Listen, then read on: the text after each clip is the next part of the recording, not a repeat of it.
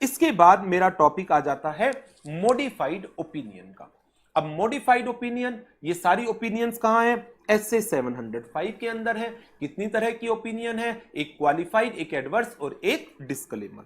Qualified, adverse and disclaimer. Qualified opinion दो situation में issue होती है। पहली ओपिनियन, जब ऑडिटर कंक्लूड करता है that financial statements are materially misstated, लेकिन उनका इफेक्ट परवेसिव नहीं है। यदि इफेक्ट परवेसिव है देन ऑडिटर कौन सी ओपिनियन पर चला जाता है? फिर ऑडिटर एडवर्स ओपिनियन देता है। When auditor concludes that financial statements are materially misstated and such misstatements are having the pervasive effect, तो इन सिचुएशंस में ऑडिटर एडवर्स ओपिनियन देता है। बट यदि ऑडिटर कंक्लूड करता है that I am not been able to collect the sufficient appropriate audit evidence in relation to the transaction that are having material effect but not pervasive, तो auditor कौन सी opinion देता है? Again qualified. Transactions which are material but do not have pervasive effect. लेकिन यदि auditor conclude करता है that I am not been able to collect sufficient and appropriate evidences for the transaction that are material as well as pervasive, then auditor कौन सी opinion देगा? Disclaimer of opinion देगा। So ये situations हैं, circumstances हैं जिनके अंदर अलग अलग तरह की ओपिनियंस आती है। इसका एक मैट्रिक्स नीचे बना हुआ है ये, कि यदि पहली सिचुएशन ऑडिटर ने मिस स्टेटमेंट्स आइडेंटिफाई की हैं।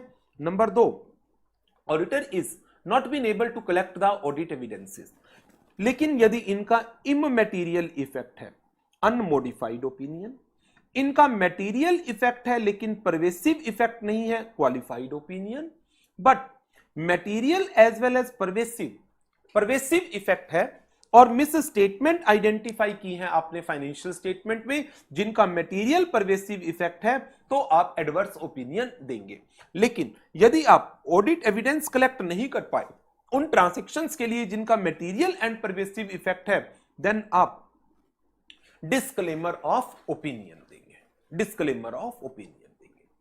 सो ये तो हो गई वो सिचुएशन, सर्कमस्टांसेस या different types of modified opinions. Now अब इन मॉडिफाइड ओपिनियन में चेंज होगा क्या? इन मॉडिफाइड ओपिनियन के अंदर जो चेंजेस हैं वो है क्या, उसकी बात कर लेते हैं। Considerations while issuing the modified opinion. सबसे पहला चेंज कहां आएगा? सबसे पहला चेंज आएगा ओपिनियन सेक्शन में, और इसकी हेडिंग चेंज हो जाएगी। इसकी heading based upon the type of opinion आप क्वालिफाइड, एडवर्स या डिस्क्लेमर ओपिनियन इन हेडिंग्स को रखेंगे। इसके अलावा और कहां चेंज आएगा?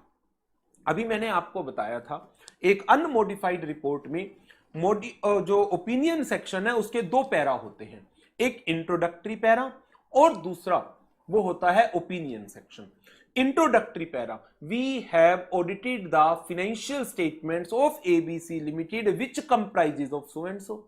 यदि ये क्वालिफाइड ओपिनियन है, एडवर्स ओपिनियन है, इंट्रोडक्टरी पैरा में कोई चेंज नहीं आएगा। लेकिन यदि ये डिस्क्लेमर है देन चेंज इज देयर। क्यों? वी हैव ऑडिटेड, हम ऑडिट नहीं कर पाए, we have been appointed to audit, हमें ऑडिट करने के लिए अपॉइंट किया गया था। ठीक, तो इंट्रोडक्टरी पैरा में ये लाइन चेंज होगी। इसके अलावा जो ओपिनियन है, एक्चुअल ओपिनियन है, क्या उसकी वर्डिंग्स में चेंज आएगा? डेफिनेटली आएगा।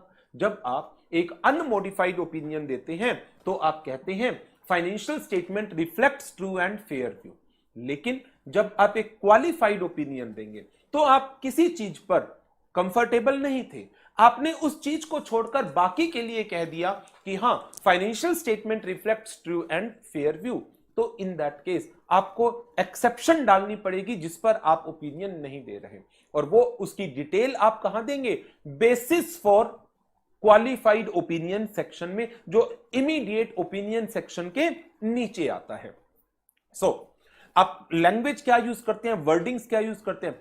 Accept for the effects of matter described in basis for qualified opinion, ये लाइन यूज कर लेते हैं, accept for the effects of matter described in basis for qualified opinion section, financial statement reflects a true and fair view. But adverse opinion है तो आप क्या लिखेंगे? Because of significance of the matter described in basis for adverse opinion section, financial statement do not reflect true and fair view. Financial statements are not prepared in all material respect as per the requirement of applicable financial reporting framework. Disclaimer of opinion में क्या लिखेंगे? Because of significance of the matter described in basis for disclaimer of opinion para, we are not been able to express any opinion as necessary audit evidences which are required for the purpose of audit have not been collected by us. और detail जो भी मैं opinion को क्यों qualified कर रहा हूं, मैं ओपिनियन को क्यों एडवर्स कर रहा हूं, मैं ओपिनियन को क्यों डिस्क्लेम कर रहा हूं, उसका रीजन, वो रीजन सारा हम कहां देंगे? बेसिस फॉर मॉडिफाइड ओपिनियन, जो इमीडिएट ओपिनियन सेक्शन के नीचे आएगा। तो अब ये है इसकी सारी wordings of opinion section. Qualified opinion में except for the effects of matters described in basis for qualified opinion section, financial statement reflects true and fair view of, यहां पर डिटेल आ जाएगी सारी स्टेटमेंट्स की, statement of state of affairs, financial results, cash flow, changes in equity etcetera as per the requirements of applicable financial reporting framework. यहां पर आपके financial reporting frameworks के नाम आ जाएगा, generally accepted accounting principles, accounting standard, Ind AS, as the case may be. Thereafter, adverse section, because of significance of the matter जो कहां describe किए गए हैं, basis for adverse opinion section, the financial statement have not been prepared in all material respect in accordance with the applicable financial reporting framework. Number 3, disclaimer of opinion, because of significance of matters described in basis for disclaimer of opinion section, auditor has not been able to obtain sufficient and appropriate audit evidence to provide a basis for audit opinion on the financial statement, and accordingly no opinion is being expressed. तो पहला change modified opinion में कहां आया? Title same, address ही same, उसके बाद opinion section, उसमें change आ गया।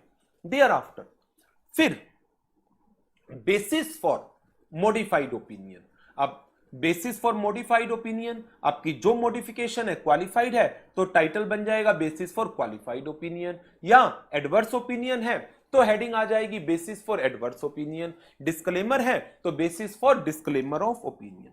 तो सबसे पहले तो आप टाइटल को चेंज करेंगे, basis for qualified opinion, basis for adverse opinion, basis for disclaimer of opinion. Then include the description जिसके कारण ये मॉडिफिकेशन अराइज हुई है। डिफरेंट रीजन हो सकते हैं, जैसे डिस्क्लोजर्स कंप्लीट नहीं दे रखा, डिस्क्लोजर दे ही नहीं रखा, मिस स्टेटमेंट है, इंफॉर्मेशन नहीं मिली, यही सर्कमस्टांसेस थे ना जिनके कारण आपने ओपिनियन को मॉडिफाई किया है। तो पहला केस, यदि मॉडिफिकेशन है, क्यों? मिस स्टेटमेंट है किसी अमाउंट की, तो आप उस मिस स्टेटमेंट का डिस्क्रिप्शन दीजिए, और क्योंकि वो अमाउंट की मिस स्टेटमेंट है तो यदि आप उसको क्वांटिफाई, उसके अमाउंट को डिटरमाइन कर सकते हैं वो बताइए, बट यदि अमाउंट डिटरमाइन नहीं कर सकते then state the fact that the amount is not determinable. ये तो पहला केस हो गया कि आपने अपनी ऑडिट ओपिनियन को मॉडिफाई किया है, the reason being financial statements are materially misstated in any amount. But यदि फाइनेंशियल स्टेटमेंट में मिस स्टेटमेंट है किसी डिस्क्लोजर के अंदर, देन आप डिटेल दीजिए, एक्सप्लेनेशन दीजिए, how this disclosure is considered as misstated, how the disclosures are being considered as misstated in the opinion of the auditor.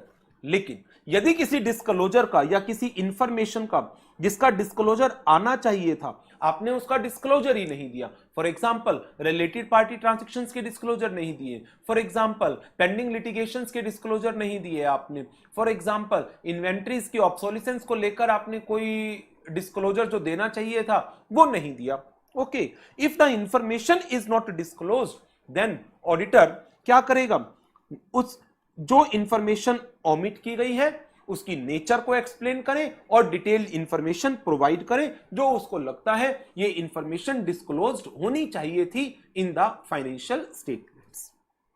यदि मॉडिफिकेशन इस रीजन के कारण है कि auditor is not been able to collect sufficient appropriate audit evidences, then what are the circumstances जिसके कारण auditor is not able to collect the audit evidences?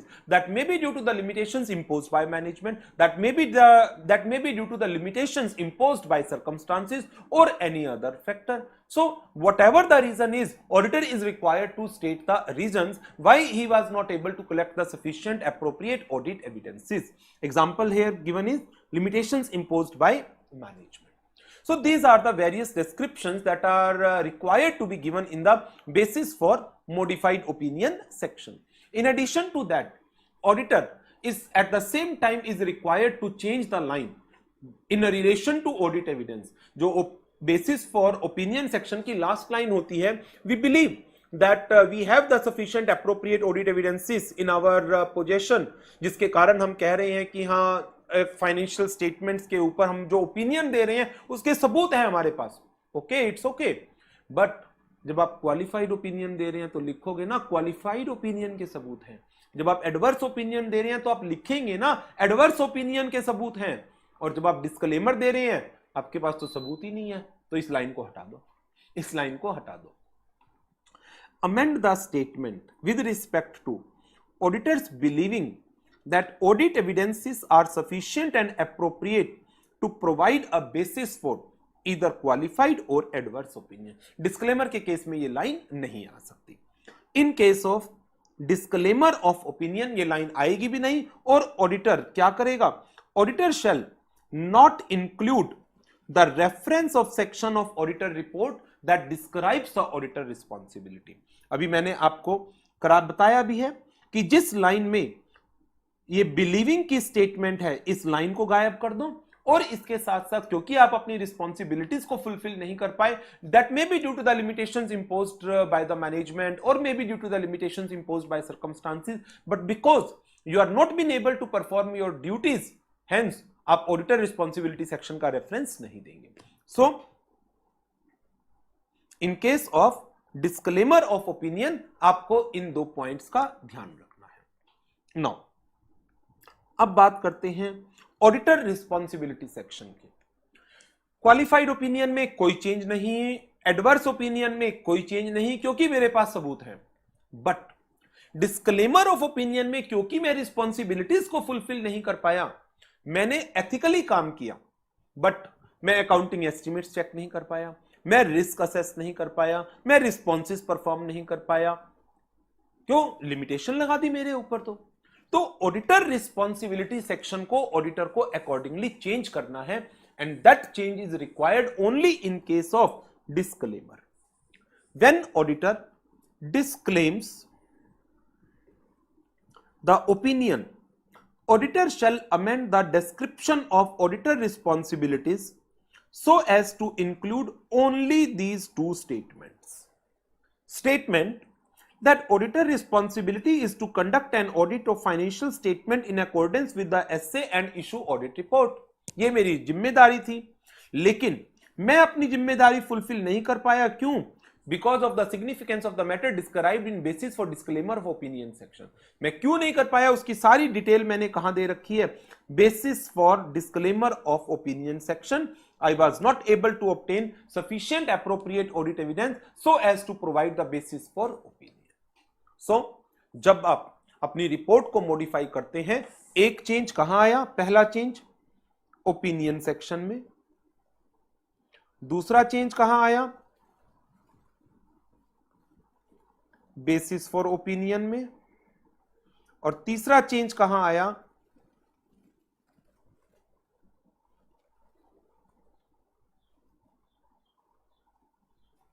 Auditor responsibility section के अंदर आया। So this is all about SA 705।